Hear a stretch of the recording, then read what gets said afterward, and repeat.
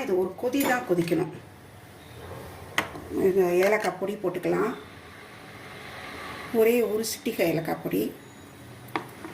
இந்த வறுத்து வச்ச தேங்காய் சில்லும் தேங்காய் பல்லும் இந்த எள்ளும் போடுறேன். இதில் டக்குன்னு கொதிச்சிடும். 1 செகண்டில் இதுக்கு பண்ணிடணும். ரொம்ப 1 செகண்ட்னா 1 செகண்டில் டக்குன்னு பண்ணிடணும், ஏன்னா பாகாயிடக்கூடாது.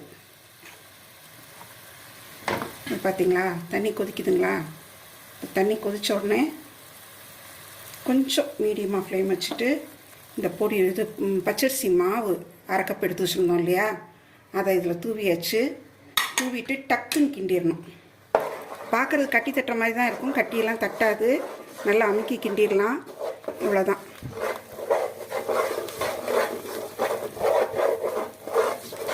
டீ கூட இறக்கி விட்டுக்கிறேன் நல்லா.